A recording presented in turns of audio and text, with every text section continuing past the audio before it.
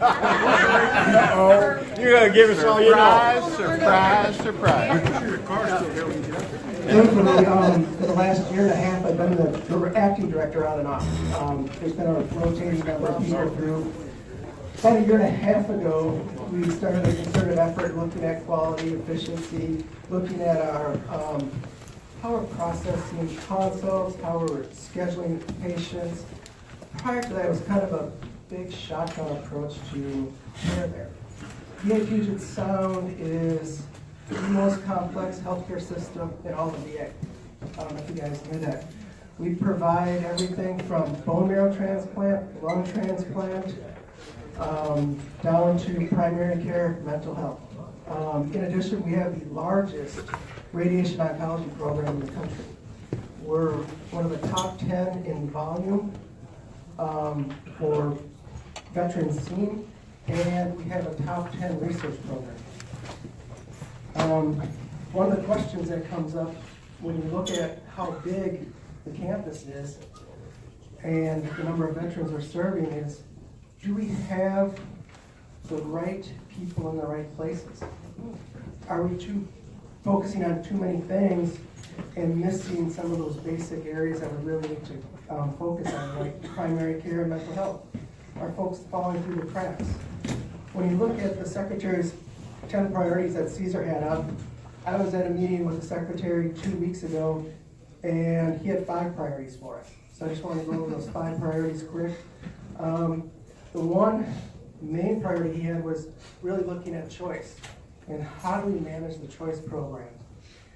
There's so many avenues for care in the community, and I brought Renita Walker, our Director of Care in the Community Programs, with me today, so she'll talk a little bit more in a few minutes about it. But we've got choice, which if it waits more than 30 days, there's a process for a patient to get an appointment in the community.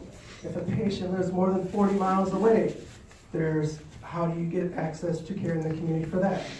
Then there's stuff that the choice provider does not provide care, like community nursing home, dental program, podiatry, there's a few others. So how do folks get into that program? All those programs. So, and then if you need acute care, walk into an emergency department. How does that one work? So one of the main goals of the Secretary in the next 100 days is to work with the congressional representatives in all the different areas on how do we streamline that program, and really focusing on veterans having a true choice. The thing that drives me nuts when it comes to VA is if you walk up to a veteran and say, why did you choose VA? Why did you come to VA today? And their answer is, you were my only option. That's not a good answer. That's a horrible answer. The choice should be because you provided good care, or I enjoy seeing my doctor here, or something other than you're my only option. Because if we're the only option, what does that say to the veteran? It's a needs-tested benefit. Right. It's just a benefit out there that you can get. Why aren't we providing care that the person wants to come to? Why aren't we providing care that if you're given a choice of having care in the community at a private physician or a care at the VA, you want to come to the VA? Not just because you can, but because you want to.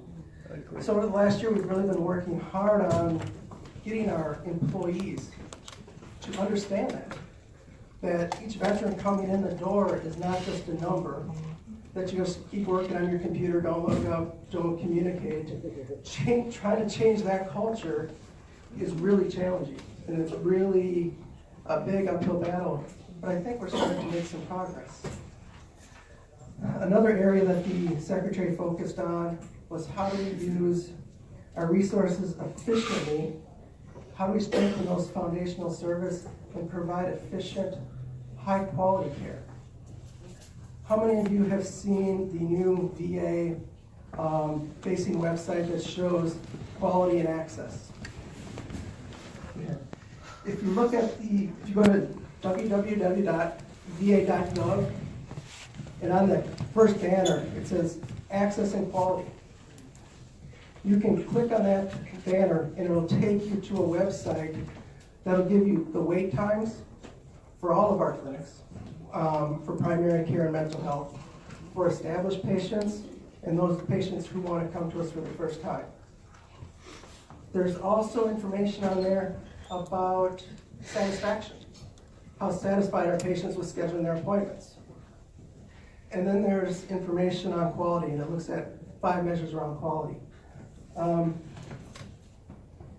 Hate to say this, but when you look at satisfaction, VA doesn't score very well when it comes to scheduling appointments, when it comes to just the overall ability to navigate the system. We have a lot of work to do. VA, on average, is about 15 points below the private sector. Seattle's right in that same range, or about 15 points below the private sector when it comes to can you make an appointment timely, and how would you rate your overall care? So a lot of work to do. When it comes to the actual numbers of the quality metrics, we do pretty well. We beat the regional averages. For the private hospitals, we do very well. But it's that customer service that leaves a lot to be desired that we've been working a lot on. Hopefully, you're starting to see some improvements over the last 6 months, but I know we've got a long way to go. We were at the bottom when it came to quality for all of VA for about the last 3 years when you look at the external reports. When you look at metrics for quality, there's 128 VAs rated. Seattle was usually around 121st to 128. Oh. So over the last 6 months, we've broken the top 100. The goal is to be number 1. So we've moved up almost 30 spots in the last 6 months. Inpatient satisfaction. We were at the bottom for many years. The most recent patient satisfaction data came out for inpatient care. We are now beating all the VA averages for inpatient satisfaction. Now we just got to start getting up to the same level of the private sector. Outpatient satisfaction is still a lot of challenges. Most of it's around access. We have some big challenges at the American Lake VA when it comes to access. We're down, by September, we're projected to be down 11 providers for primary care. It seems like as soon as we get a few people in the door, Kaiser, group health, somebody recruits somebody away. So a lot of challenges getting folks in the door and then keeping them in the door. So we're working very hard to recruit and retain. Now on the mental health side, we've been doing very well at recruiting and retaining psychiatrists, psychologists, and social workers to provide care. For the most part, if you've got an urgent need in mental health, you can be seen that day. You'll find somebody to see you the same day at both of our main campuses, and then through VTEL services from the CDOCs. One of the challenges with mental health care is the traumatic brain injury veterans who are coming back. They are not responding well to traditional mental health care. So there's a lot of research going on through Seattle in conjunction with Joint Base Lewis McChord to try and figure out what are better approaches to treat folks with traumatic brain injury, especially the mild TBI. Seeing cognitive functioning continuing to go downhill years after somebody comes back from service. What do we need to do differently to treat those guys? Because the traditional mental health care is not as effective on those individuals. So a lot of work going into that area. And Dr. Raskin through the VA has done a lot of research, and he's starting to see some positive outcomes using some non-traditional medications. So if you have folks who have mild TBI that you're working with, please have them talk to their provider and see if they can at least have some kind of contact with the MIRIC, the Mental Health or Mental Illness Research Education Center. And they do a lot of very good work. Along with that, one of the biggest issues is suicide in the veteran population. You know, you see the numbers out there, it's 20 to 25 veterans per day committing suicide. 70% of those are not connected to the VA for care. So it comes back to VA can't do it all themselves. we need the community partners to get those individuals into care. If you can't do it, how do you get them into VA? If they qualify for care, and then if they don't qualify for care, what resources are out there? There's a lot of veterans who have third-party insurance, higher incomes, or had higher incomes. Typically, folks getting close to the retirement age that don't meet the means test thresholds for VA. Where do they go for care? If they have serious depression, some challenge going on, that takes everybody to help care for them. So I don't know if you guys can do to help us with that helping at the state level, but it is a huge concern. The Secretary also pushed forward the commitment to care for other than honorable discharge veterans who are in mental health crisis. They're still working through all the logistics of how somebody can qualify, how the bills are paid. We're prepared to take anybody who comes in crisis, care for them if they were honorable or other than honorable. We've got the resources available to make that happen. The care is limited to 90 days of care. After that 90 days, it's really to work on that acute crisis, get them out of the acute crisis and linked up to the right people in the community.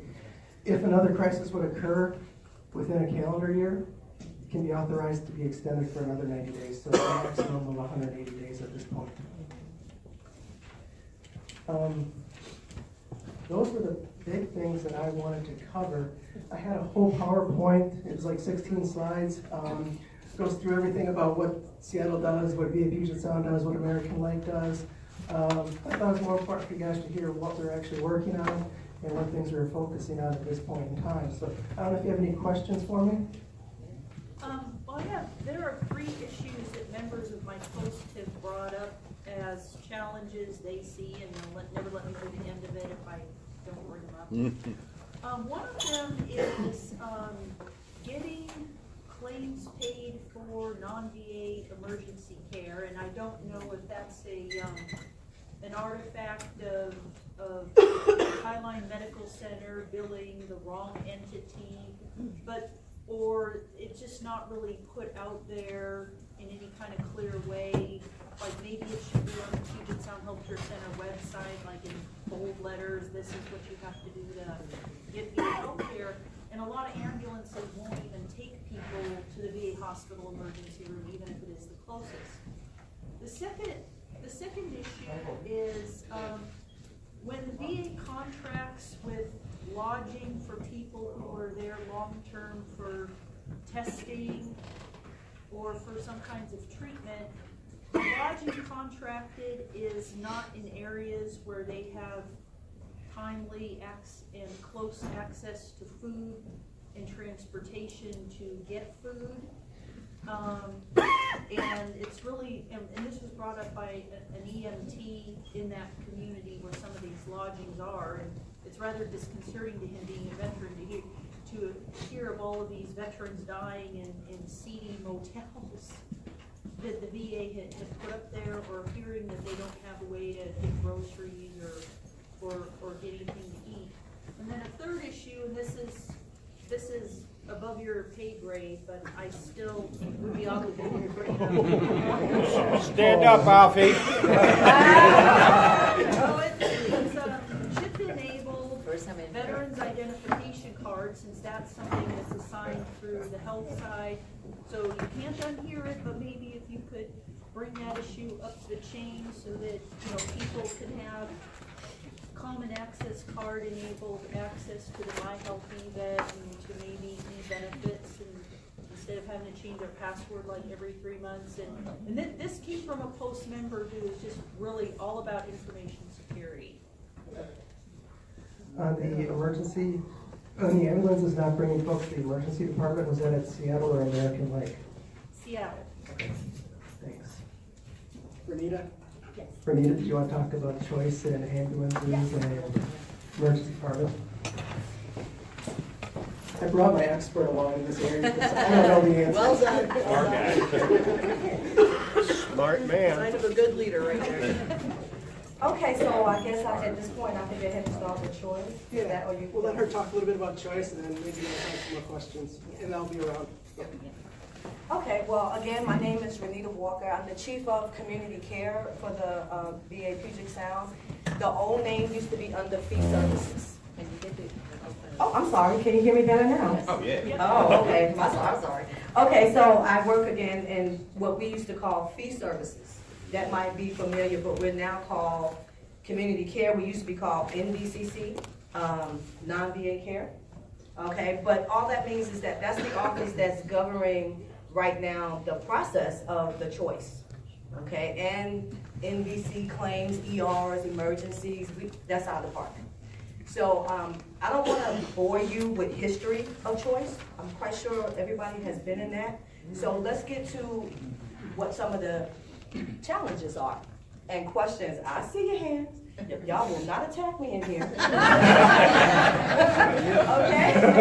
Okay, so I'll start off with questions first because most of my speech is going to be on some of the answers to your questions. I'm going to be fair and start from this side and go this way. Okay? So let's get you first. All right, thank you.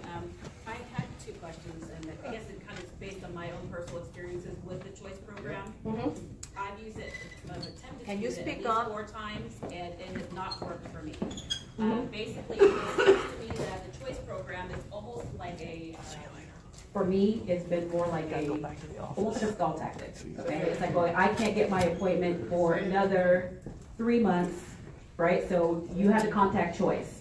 So you get a hold of Choice, and then you're waiting for them to call you back or try to get a hold of a provider or something. And by the time you finally get somebody who can do to schedule you an appointment, like my first one was like 2 weeks after my original appointment.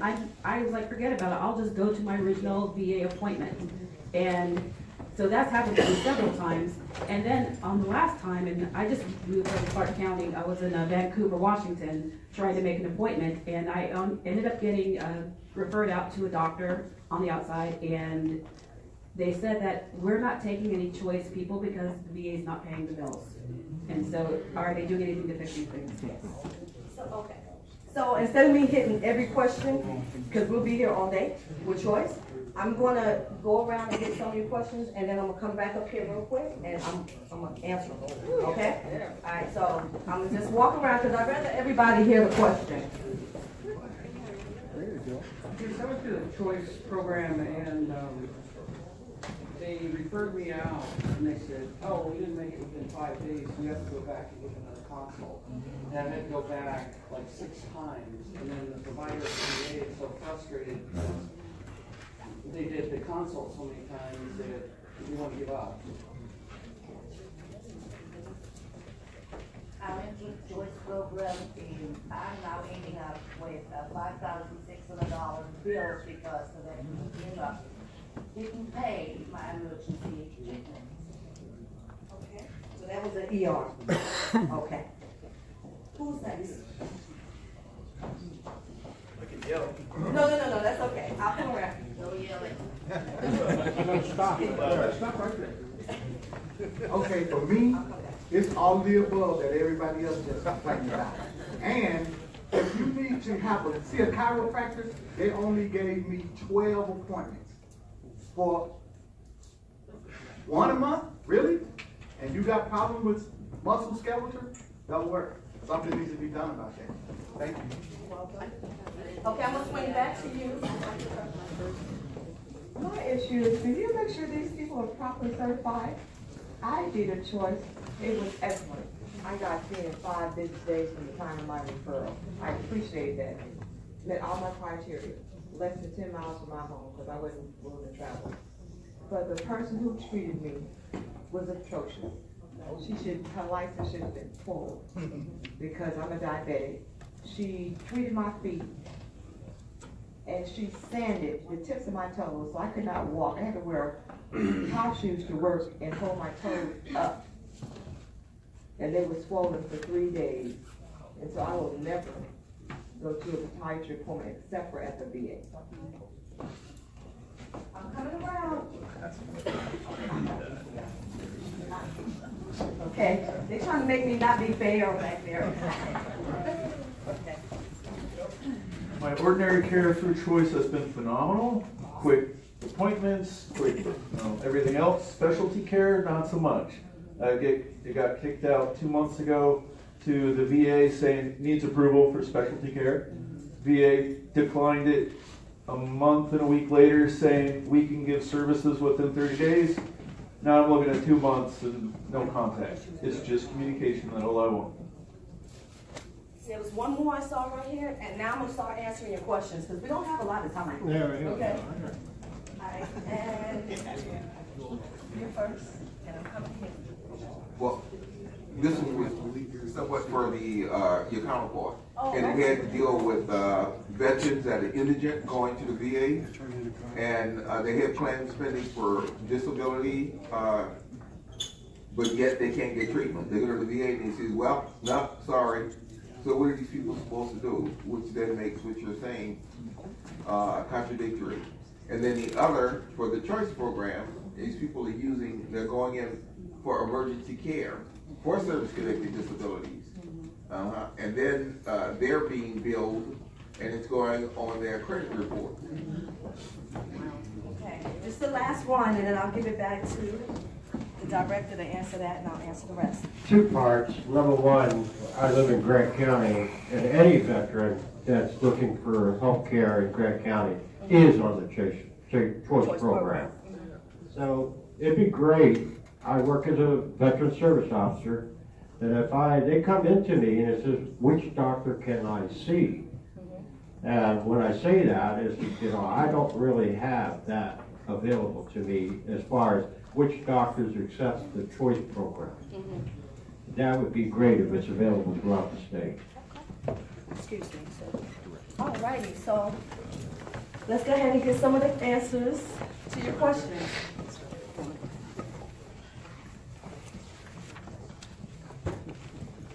So for the indigent veterans, they should be eligible for care as long as they had an honorable discharge. The only time that other than honorable would be able to receive care was for acute mental health need when they're in a crisis. But if they've got an honorable discharge, they should be able to receive care. Now at American Lake, we've had a big challenge with obviously staffing, I mentioned that earlier. So new folks coming into VA to American Lake for primary care are getting sent out on choice due to our staffing shortage. Okay.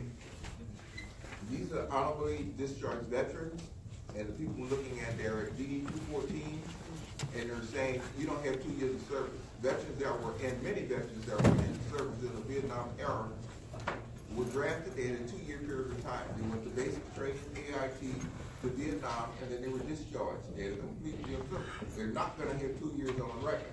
So why is it they're being turned away? I will have to check on that for you. I do not know. Okay, so let's talk about ERs real quick. Okay, ER claims, because that's always the biggest topic in these subjects here. So the bottom line is an ambulance. Okay, let's take it from your house. You have an emergency and call well, first of all, no one wants to pay an ER bill. So you're like, I want the VA to pay. Okay, so the first thing you need to do is notify the VA if you're able. If you're not able, if someone else is there, just have them notify the VA that you're going into the ER. You don't know why, but you're going to the ER, okay? That's the first part of being, of having your claim be approved. That is key. It's 3 days, 72 hours. So either with the day you go, the day after, you have 72 hours to notify the VA of that event, rather before or after. Okay, if you don't do that, you already failed one of the criteria of being approved. So the bottom line is you call the ambulance or you call the VA, hey, I need to go to the hospital, I got an emergency, chest pain, and it could simply be gas. But to you, it's true, it could simply be gas, but it's pains to you. Then you go to the ER. Point blank, you go. Okay, when you get to the ER, if you of sound mind and body, you tell them to bill the VA. So now you got 2 things coming back to the VA. You call, or someone called for you, then you got the hospital that is supposed to bill the VA. Okay, it's gonna go through a clinical review to see if it was emergent, if the VA was available, and if you were service connected for the condition. Those are the three answers. If those are all approve, then your claim is approved.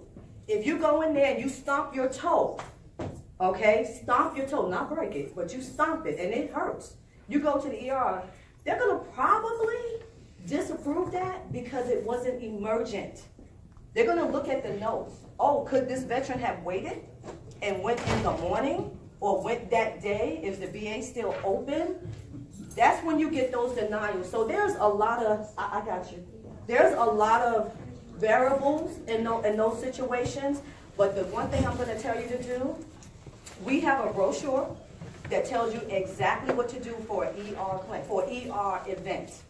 Okay, we have, and I can send that to Alfie and we can get it out. Okay, but the second thing is make sure you notify the VA if you're able to, because everybody's not able to. Notify the VA when you are at the hospital. Do not tell them, I have Medicare, I have Medicaid, I have other insurance, and then mention the VA. Guess what happens? They're going to bill all those other insurance companies because they pay first and they pay more. I'm just keeping it real, okay? I'm just telling you what you want to hear. Okay, so I'm going to take your questions, but what you need to hear, I'm sorry. Yeah, exactly. Yeah. Okay, I'm looking at the time. I'm going to take your questions in a minute, but let me hit some of these areas since we got the questions out there. The next thing is choice. I'm going to go back to the ER, okay? Because, like I said, there's a lot of different variables. The bottom line is choice. Okay, so there's two programs. There's NVCC, which is non-VA care, which is my department, and there's choice, which is a contracted care, which my department processes the required process the paperwork. Okay, so if the care is available at the VA, okay, if the care is available at the VA, that's what they call the 30 day. The care is available, however, you can't get in before 30 days. They don't have an appointment, okay? So then you get put on a list, which puts you into the choice program. However, some of our dilemmas, and I'm telling you this because you guys are complaining, and I'm a veteran. I'm a retired veteran, okay? So when you get on that list and they call you, would you like to opt into the program? Some people go, what is the program? I don't like it. I don't want it. I want to go to the VA. So then they opt you out. So then you have to wait 3 months, maybe, for an appointment at the VA because you opt out. The key is to opt in. Even if you have an appointment at the VA, because you're on a 30-day wait, they're going to give you an appointment, but then you go into the choice because they're supposed to get you in there before your appointment at the VA. But you also have to communicate with choice. You got to communicate. Call them. Hey, my paperwork ain't here. I mean, I haven't gotten a call. I don't have an appointment. And they're going to tell you, call your choice champions. And that's us. And what I'm going to do is pick up that phone when you call, and I'm going to do a 3-way to choice and say, let's get this going. Okay? So the biggest thing is communication. Okay? Answer your phones, return the calls, because those are half-hour complaints, is that the veterans are not answering their calls. Okay, so now that's the 30-day program. Oh. Yes. Yes, okay. So I don't have my, oh, I have it. So, before I go on, thank you. Before I go on, there's a handout there for choice, and it gives the phone numbers, choice champion numbers, anything a veteran needs in reference to NVCC and choice, okay, on this handout. It also explains the 30-day, the choice first, and all the programs are on there. So let me jump into the choice first. If the care is not available at the VA, period, the care is not available at the VA, Pico.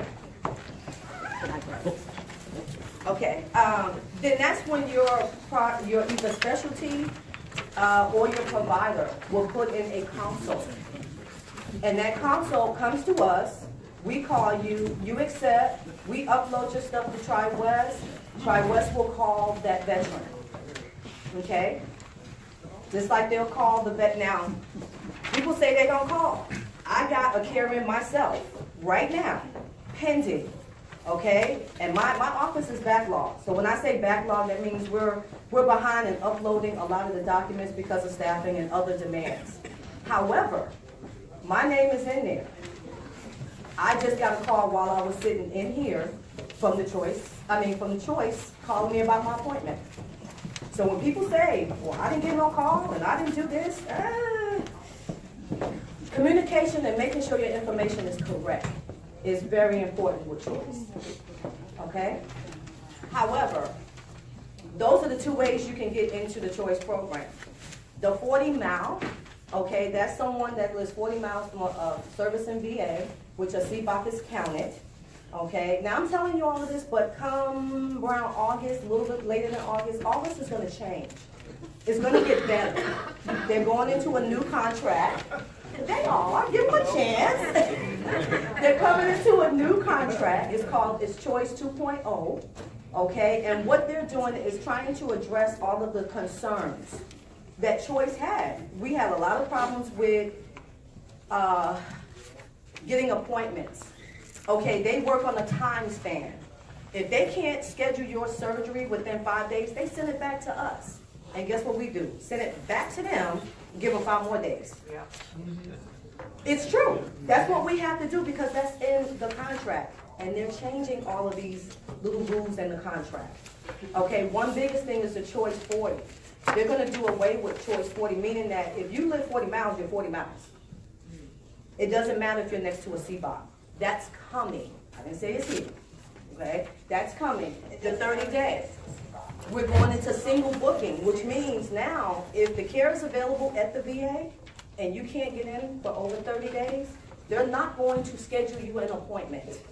They're going to put you on our list and we're going to immediately upload you and then we're going to contact you and get your stuff rolling. The best thing is now that under this new contract, we as in non-VA care, my department, community care, we're going to be the ones now reaching out to you. We're going to integrate into Choice and we're going to do some of their contacting that they used to do. We're taking it. Okay? Just to add to that, really looking at Choice being a clinical program, not a business program. This is clinical care we're talking about, not just processing paperwork. So it's a big shift away from, yeah, I went to Choice, Choice can deal with it, to no, it's care that the veteran needs, how do we get that care timely? Thank you. Okay, I saw some hands. Oh, right here? Yes. Okay, my issue is the dental care.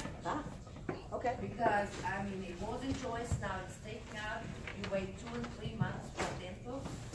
And the other one is, probably I'm one of the few, I'm a smoker. I smoked for a long time. I have a needed knee replacement surgery. And they tell me if you don't quit smoking, we're not gonna do that surgery. This is not a surgery that's elected. And I don't think anybody should have the right to tell, oh, we're gonna wait at least another 8 weeks and force you to quit smoking, or we're not doing the surgery. Okay. Okay, but let me talk. Okay, let me just speak on the Choice and dental. Okay, so dental was never under Choice. Let's clear that up. Dental, now back about 4 years ago, because I've been in community care for 8 years. Under 4 years ago, it was Delta Dental. Okay, that's no more. Okay, so right now, Choice and dental was not two of the same. We use the same funding, but it's not under Choice. So that's actually my office doing that.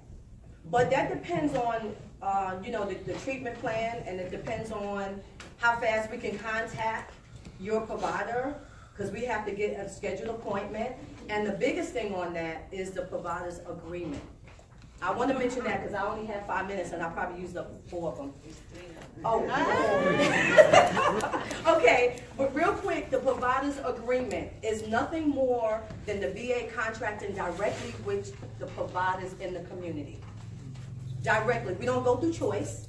It is VA and the provider. And we have an agreement that they will service our veterans, you know, with our terms. It's very easy, very simple. So now, when you go to that dental office, we're gonna try and pull them into that provider's agreement. And them work directly with us as well as the medical side. Versus going through Choice, they can work with us. But we have to send the care through Choice first. And if they reject it, for whatever reason, then that's when we reach out into the community for the provider's agreement and get a provider. Okay. On the ER, my wife called, I had, to go in, it was emergent. They said, where you live, we told them, and they said, you're not gonna make it to Seattle in time. Where's the nearest hospital? She said, good Sam.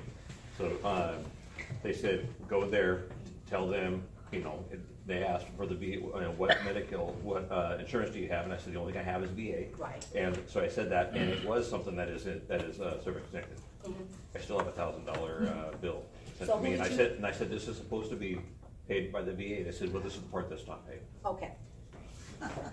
So let me say this, and this is to anybody from, this point forth. If you have a problem with a billing, with an ER, it's actually the Network Payment Center down in Vancouver. But if you're here, come to my office. Come to my office, and that brochure is our number for community care. Call that number. Okay, we deal with this every day. Every day, even choice bills we deal with. And that's why the provider's agreement was put in place, because of the billing with Choice. A lot of providers put out of Choice because of billing, but they're fixing all of that now. And that's one of the modifications they're looking to make with the new legislation, is that VA can be the secondary provider to your primary insurance. So if you had Medicare and Medicare only paid a portion, VA cannot pay the remainder at this point in time. So that's going to take some legislative changes for that to occur. I'm sorry, right here. I have worked with veterans in some of the more rural counties with some of the choice programming. And if you guys could help warn the veterans that the choice program is not just limited by VA referral, but also access in the community. Because I have 3 veterans who are looking for surgeries and expected that as soon as they got their choice referral, they'd get a surgery date. But the surgeon in their local area was overbooked and couldn't accommodate. So I think there's an expectation that people just don't understand that as a community, we are limited by those resources that we have in our area, but that's not the information that's given to the veterans. So I've had a whole bunch of veterans from rural communities say, I expected my choice, when I got my choice referral for it to pick up and go, and my VA care is so much better than my choice care just because of access. Right. So if you guys could help give the veterans the information that, this referral is limited according to what's available in your community, because there's an expectation that they're going to be able to do it right away, and the practical application is, because of the way the healthcare system's set up for rural communities in the United States, there's just not access. That's correct. Is there another question before I end? Let's question. The choice program, I had an eye appointment. That facility still calls me trying to make an appointment with me. So why are they doing that? Okay, so that's any facility, any provider. You go out there in the community and you get care. Now you're registered on their books to follow up with you, and all you have to do is just say, no, I'll come back to you once I get authorized through the choice program. Now, the next one is, in the last 2 years, I done had 5 doctors. Yeah. He talked about that earlier. I was going to say this. Okay, last one, right? I just have a quick question. What is the VA, American Life, doing about the doctors that are either A, retiring, other than the choice program, or not coming to work? You have an appointment for a veteran and then, oh, I'm sorry, the doctor is not in. I know of 2 different doctors that have been brought to my attention, why I don't know, but that they had an appointment, they were on board with a particular veteran or a doctor, and that person is now in Seattle. There's no doctor to fill that spot. So is that why the choice programming was developed? Lack of doctors? The choice program was developed because of lack of, VA couldn't keep up with the volume of care. Right. Okay. So that was the main reason for choice. Okay. Just so you guys know, with Renita's program for care in the community, we spend about $100 million a year from Seattle alone, or Puget Sound System alone for care in the community. And that's just, there's so many veterans coming in, trying to recruit, retain, is a challenge at times. And the kind of the pressure relief for us right now is choice, where we can try and get folks into the community more time if resources are available. Thank you. Thank you, Mike. Now that we have, the stability of having a, an appointed director to the Seattle VA, I will tell you that we have worked with Mike for a number of years because he's been part of the VA system. He's not a stranger to the federal VA Puget Sound healthcare system, and therefore his learning curve, is none. So I know he's going to be doing great things, great things for all of us, veterans. And I know he's a person who is accessible, who is very personable, and I know that the VA Puget Sound healthcare system is going to continue on the way up. Ray, I'd like to bring you up to make sure that we can learn about a little bit of West Care. I know you're not a fast talker, but if you can be a little bit faster, that would be great. Tom, I'm sorry, we'll get you right away. Well, okay, well, Tom, let's get you in. All right, Tom, you have 30 seconds. Okay. I can do that. Hi, I'm Tom. I work at Tahoma National Cemetery. Thank you.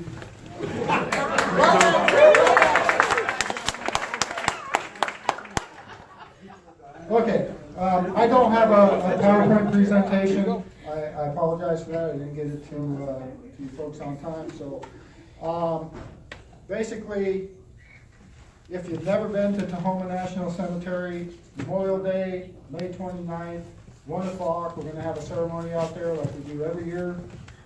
Please come. It's open to anybody that is available to attend, as are all of our ceremonies out there on Memorial Day and Veterans Day. So come check out your national cemetery. It's a beautiful place. Currently we have 3 Medal of Honor recipients buried at the cemetery. Jesse Barrick, who was in the Civil War and actually was interred in Yakima, which is where he lived after the Civil War. And we moved him shortly after the cemetery opened. Dexter Kerstetter, he was a World War II veteran. And today at 12:30, we're interring William Ross, who was also in World War II. So the reason that's significant is all of the roads in the cemetery are actually named after Washington State Native Medal of Honor recipients.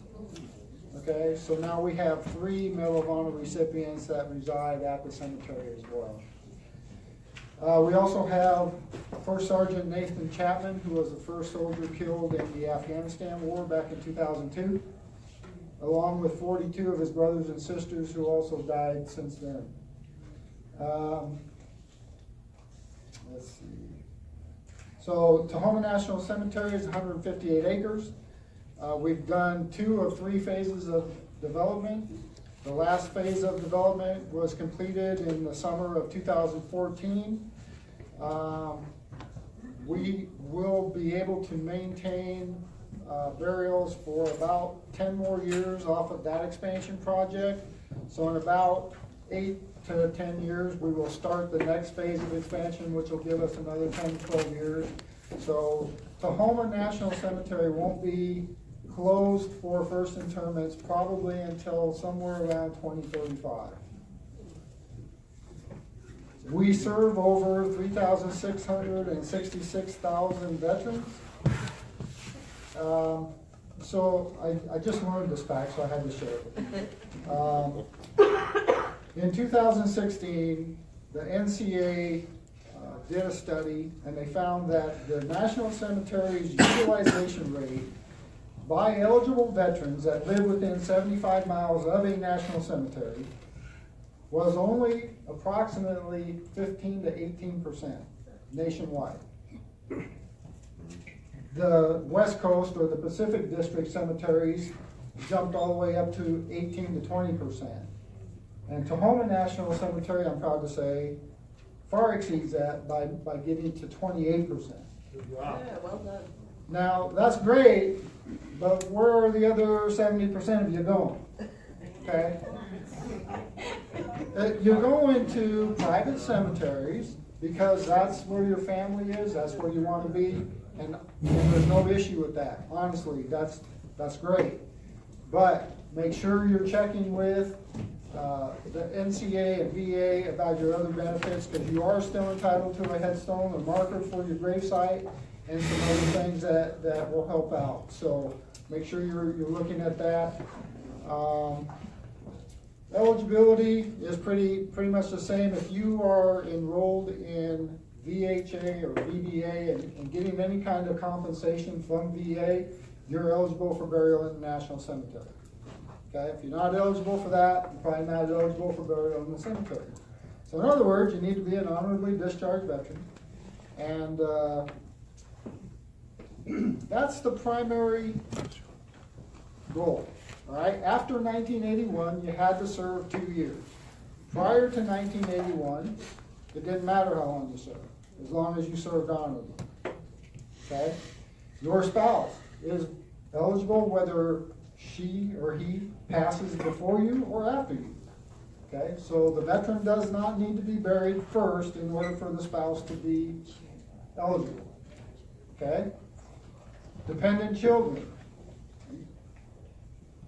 If they're under the age of 24 and a full-time student in college, they're eligible.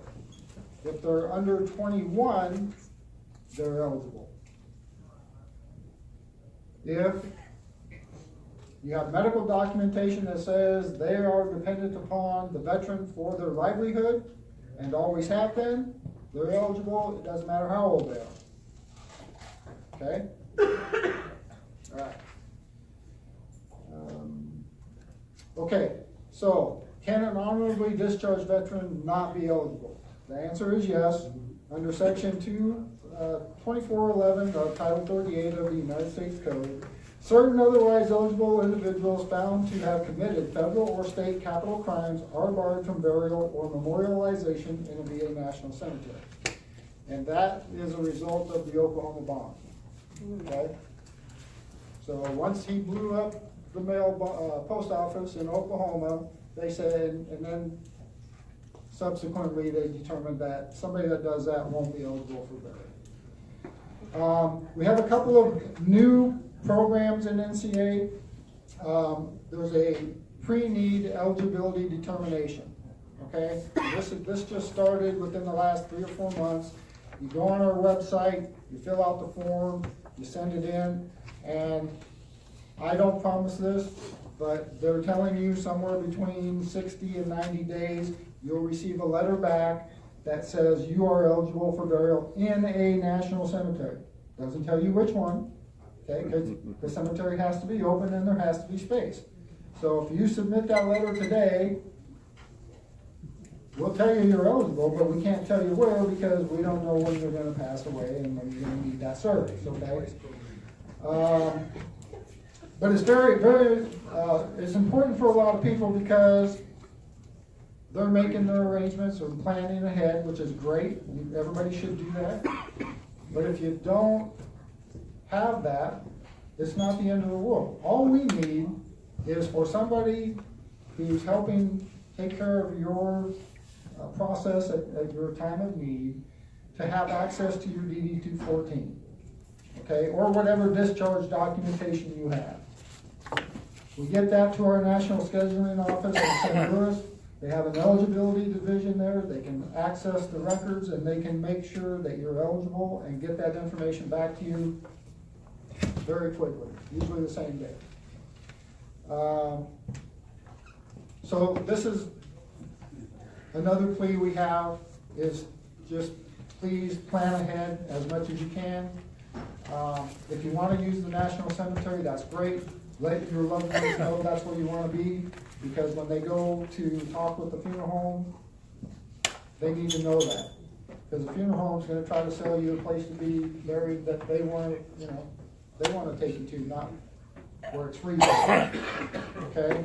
And the other thing is, make sure you understand that VA and NCA pays for your burial space, your headstone or marker, the opening and closing of your gravesite, and the perpetual care of that. Okay, we are not morticians and funeral home directors. We do not cremate bodies. We do not purchase caskets and place you in those, or do embalming, or do any of that. Okay, that's all done at a funeral home, and yes, you have to pay for it. So, pre-planning is key, unless you want to leave that to your kids. That's what I plan to do. I love my kids, I'll do that for them.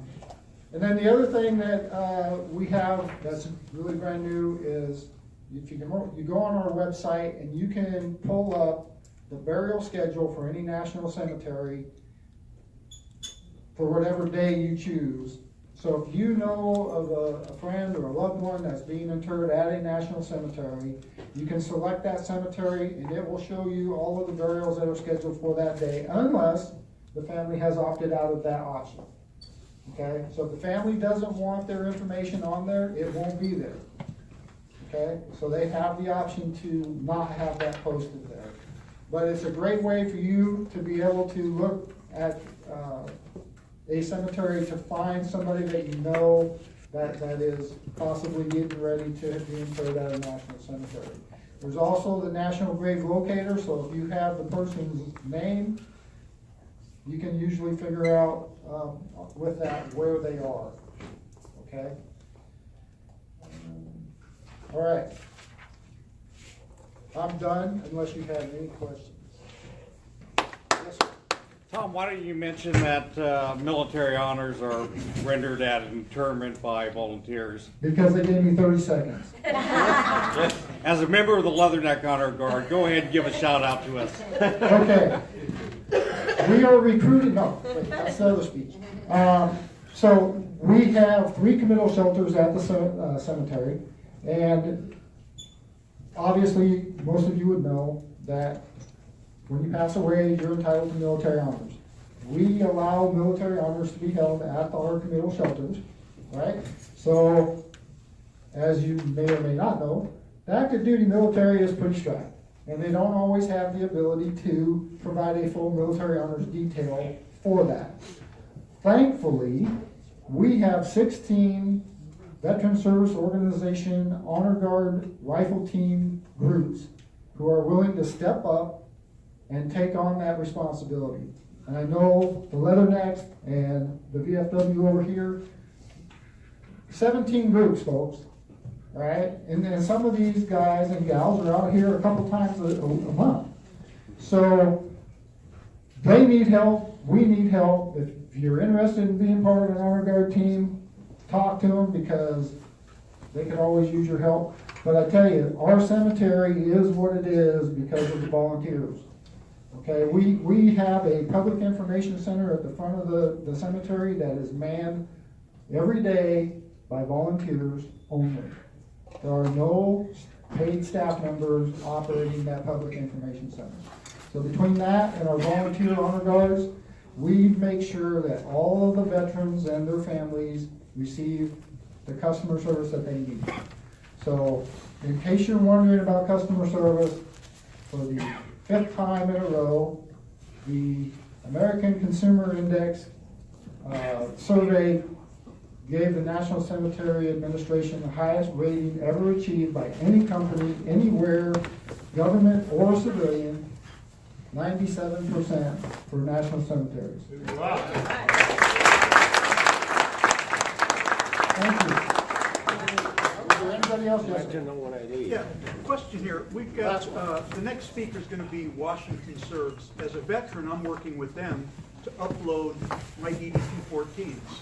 I'm also in the VA system.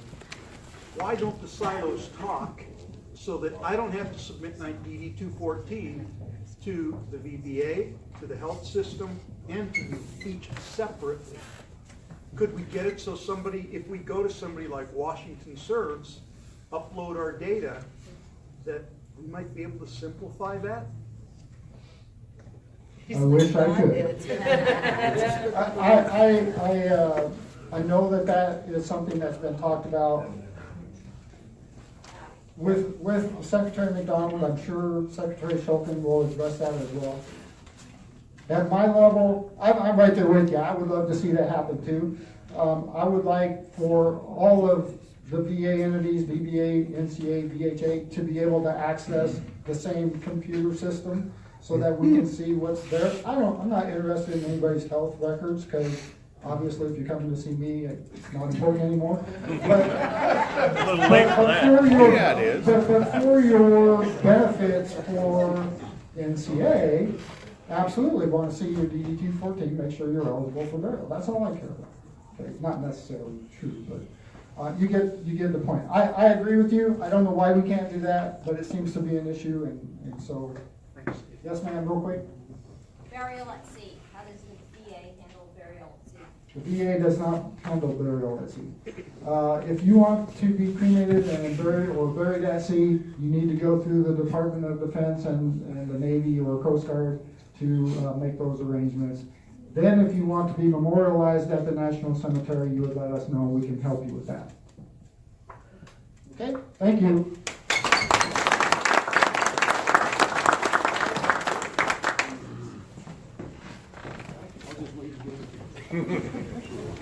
I have an appropriate joke that won't take long. Forrest Gump passes away. He's in front of St. Peter. St. Peter says there's a new system in town. Says you have to answer 3 questions before you can come in. He says, okay, so what's the first question? He said, name 2 days of the week that start with T. Forrest thought for a few minutes. He said, today and tomorrow. St. Peter said, that's not exactly what I'm looking for, but I'll let you in. He said, the second question. So the second question is, how many seconds are there in a year? Forrest said, I need a piece of paper and a pencil. Worked on that for a few minutes. He said, I got it. He said, okay, how many? He said, 12. 12 seconds in a year? He said, yeah, January the 2nd, February the 2nd, March the 2nd.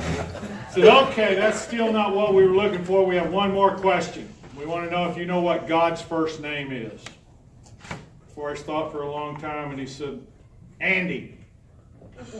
And he said, Andy? How did you come up with Andy? And he said, and he walks with me, and he talks with me. So Forrest went in. So I thought following Tom, that was a good story for me. So what you have in front of you is a brochure about Washington Serves. What you heard from Tom is one of those things that I think is key to the success of the National Cemetery and other things that we can do together. I always enjoy coming to these groups because we have so much in common. You hear it in our questions, you hear it in our solutions, and what you heard from Tom is the satisfaction of veterans taking care of veterans. You heard that, didn't you? 16 volunteer groups that are doing the honor guard ceremony. It's amazing. I have buried a couple of my relatives at the Tahoma Cemetery, and it is an amazing place. So those of us that can volunteer should do so, but the most important thing is we take care of each other, and that's what these kind of meetings are about, so that we talk about that. America Serves is exactly that kind of platform. There's a piece of software that is web-based. It's called Unite Us. The folks that are funding this are folks who have very deep pockets. And one of the things that will happen about that question about our DD-214s and where they're going to go and all of those kind of things, the folks that are funding the America Serves, Washington Serves, San Antonio Serves, Pennsylvania Serves, and on and on and on and on, are folks like Howard Schultz of Schultz Family Foundation. When he came to the table to say, we honor veterans and their families, he brought a check for $20 million. Walmart's at the table, Jeff Bezos is at the table, other people are at the table from the business community saying that we can make this work. Veterans helping veterans, and we'll put the money on the table and we will measure the success, and when we need to make those changes, we'll make those changes. So what you have here is a web-based platform that will allow a veteran to go out there on a smartphone, an iPad, at the library and seek services. He or she has to answer about 8 questions. Their social security number is not one of those questions. And the services, if you look at page 3 in there, you'll see the targeted services that are provided. Washington State was the 9th state that came online. First official launch was March the 2nd. And since March the 2nd, we've added 74 community providers to that network. New York's been at this 4.5 years, and they have 91. We've been at this 74 days, and we have 74. So I think that speaks to what was talked about at first about the Pacific Northwest, Washington State, the Washington Department of Veterans Affairs, and that is that we've been partners for a long time. We've tried to take care of each other, and we're doing that well in the Northwest. My goal at this point is to add a few more providers, and by the end of June have 100 providers in our network. So one of the things that differentiates this from other things that you've seen is there's follow-up and outcomes, so we know what happened. There are folks, providers sitting in the room here that can validate that for you. When you enter a veteran into that, or you enter yourself into that system, and you seek services for one of those service areas, someone is going to call you back or email you back and say, so how'd that go? Do we need to do something else? If a provider fails to respond in a 24-hour period of time, we'll be contacting the provider. If we make multiple referrals to a provider and they don't fulfill any of that service and don't provide the services that they said they were, they probably won't be in the network long term. So that's the kind of measurement criteria that the business world is expecting and the performance outcomes that we expect here. The best thing about it is entering in a software platform. At the end of any specified time, we can roll up a report to see exactly how long did it take to provide the services, what were the outcomes, all of those kind of things that rolls right into an Excel spreadsheet for those of you that are seeking outside funding from sources like the Schultz Foundation. So I know we're running short on time. There's plenty of information in the brochure. I would encourage you to go out to the web, look at Washington Serves, look at America Serves, look at the Unite Us website, look at those 8 questions that are asked and how difficult it is to get people into this program. It's easy. Okay? Thank you. Thank you. And if you notice, it says the Greater Puget Sound area. It starts like that, but ultimately, unlike other states that have this system, there's a great probability that as this program shows its success, that it should be able to spread across the state. That's the goal, to be able to make it a statewide program, but a lot of the resources are right now in the Pacific Northwest, in the west side of the state. But, we have an eye towards Eastern Washington also and the rest of the counties, but we have to have proof of concept, show that it works. And we have 3 more presentations, and I'm going to keep mine very short. Let me just tell you, the Walla Walla Veterans Home, we cut the ribbon, is getting ready to accept residents the moment that we can get the DSHS certification, and we're working really hard to be able to get that done inside of the next couple of weeks. It's been kind of a working process because they found just some things that we had to tweak on a new building, and therefore it's taking some time.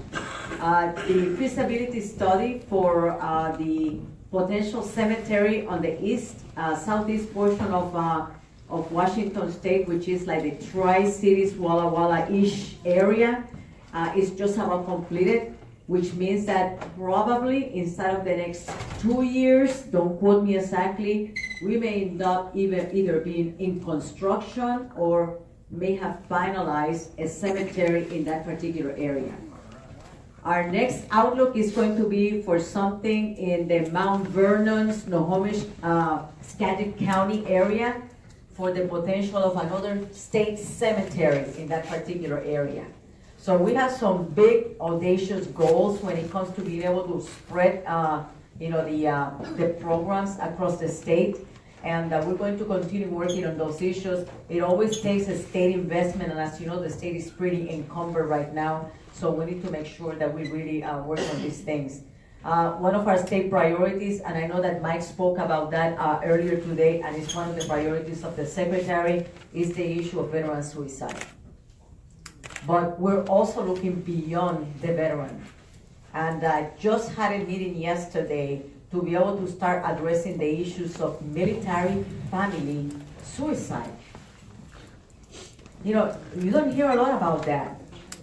You know, and unfortunately yesterday, both Lisa, Nashla, and I were at a funeral for a 17-year-old daughter of a woman Air Force veteran and a Marine Corps sergeant because she committed suicide.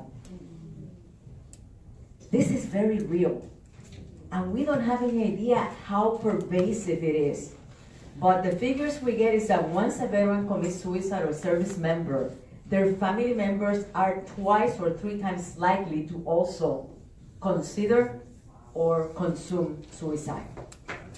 As a community of veterans, we have a lot of work to do, and we're going to call on you to help us with that as we develop this program, as we do a summit to be able to get our heads wrapped around that. So this is something that is very important to all of us because we don't want to leave anybody behind. We don't want to leave our families behind. So, you know, thank you for your attention on this. And now I'm going to ask Heidi to come up and very quickly just talk about legislation and a really great piece that just was signed by the governor. And then Erwin will close by just being able to talk about our budget. And thank you for sticking around for just a few minutes longer. Thank you. Good morning. So first I was going to do an overview of about 6 or 7 bills, then I was going to do an overview of 3 or 4 bills, and now I'll do an overview of 1 bill. We did during the 2017 regular legislative session, we had 14 bills that made it all the way to the governor's desk and have been signed. And so in the large packet of paper that we gave you was a legislative update sheet and a bill list. So those bills have all been acted upon by the governor. We still have 2 bills that are moving through the special session process, which is pretty unique for non-fiscal bills to be moving through the legislative process right now. So House Bill 1056 and 1571, which are not on the list in front of you, are still moving. So we'll keep updating our website as those bills move through the process, and if you have questions on them, I would be happy to answer them either after the meeting or via email. 33 bills were not passed, and so those will all be eligible for consideration during the 2018 legislative session, along with any new great ideas that might come up between now and next January. So the one bill that I will mention is the very last bill on the back side of the page, and that is Senate Bill 5849. And this is a bill that has to do with the peer mentoring services that Mary talked about. It allows our agency to develop a peer mentor network throughout Washington State. Encourages veterans to get involved in their own communities, and also will provide that training and the resources that these peer mentors would need as they work with veterans throughout the community. And in particular, that will also include the PTSD counseling program that we have in our state, and making sure that if a veteran does encounter, or a peer mentor does encounter a veteran that has additional need for more formal counseling, that they do get connected to the PTSD program provider in their area, either through the WDVA PTSD program or through the federal VA through a vet center or a VA medical center. So that will definitely be a key part of that program. And it's also really our opportunity to formalize that connection for veterans to their earned benefits. So the idea that we have veterans out in our communities that aren't connected to their VA benefits. They don't know that they have benefits that they're eligible for, whether it's medical, whether it's VA disability compensation or pension, or education benefits. So it's making sure that veterans have the information, the access, and they are put into contact with people that can help them get connected to their benefits. So I'm going to stop there when it comes to legislation and let Erwin have the microphone, but I will be around after if anyone has individual questions about bills. So thank you very much. Thank you. So I'm in the way between you and lunch. Right? So real quick, just an update on the state budget process for the next 2 years. I think just first and foremost, just want to let everybody know that we do have significant amount of credibility with the governor's office and the legislature. And that really is thanks to Alfie's leadership and the relationship that we've built with them all these years. And so the support is tremendous that we have from them. So from the budgeting standpoint for the Washington State Department of Veterans Affairs, at the very least, the 3 budgets that exist right now, the governor's, the Senate, and the House, at the very least they have concurred and that they are approving our budget at least to maintain current operations. So that's good news for us from planning for the next 2 years. However, any new policy initiatives is a completely different story because it's very, very challenging, as you know, and very competitive for every general fund state dollars to pursue. So we do have, 3 very, very, not very much requests for budget, but we're still working through the process in hopes that we get that approved at the 11th hour, which is usually what it takes.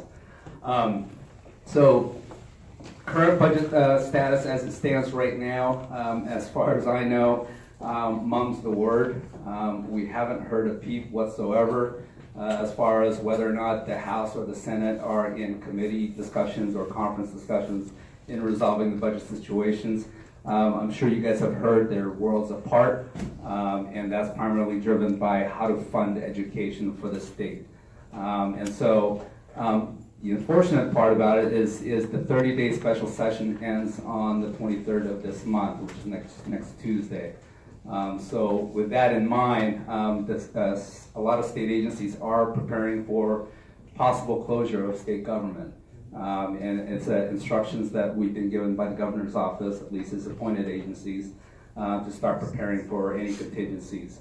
So we hope that doesn't happen, but we have to prepare nonetheless and make sure that we prepare staffing, we prepare our vendors, our service providers that this potentially could happen as well too. So we're hoping things will get resolved within the next, few days. But if not, they'll have another 30 days to resolve it. So with that, I'd be happy to answer any questions. Thank you.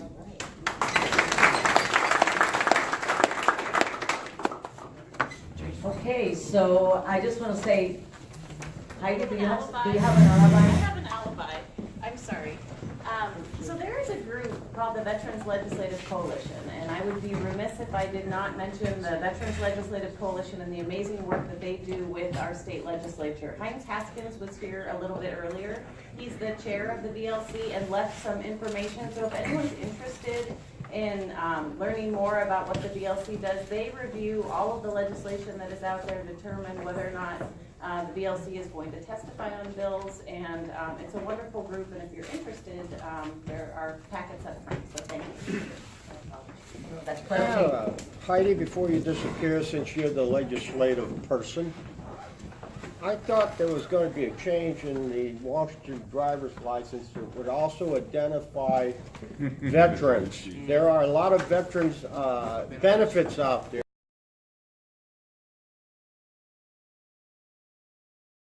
This legislation passed back in 2015. The bill did pass, and now the Department of Licensing has unveiled their new system. So all of the offices have a new driver license system, and you can get a veteran designation on your driver's license at no additional cost. So you can get the veteran designation on your license now. You do need to bring your DD-214. Thank you. You're welcome. We'll make sure to publish that, but help us publish that in your magazines, okay?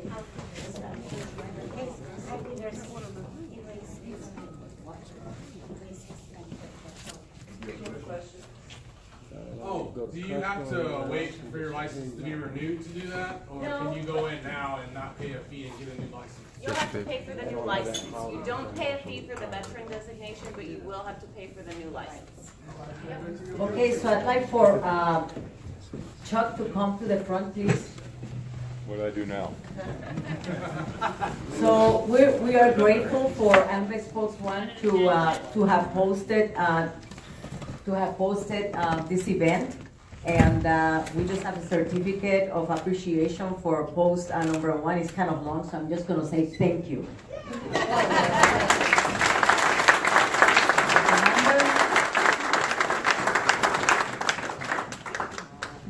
We can just get the commander here to be able to do this. Okay.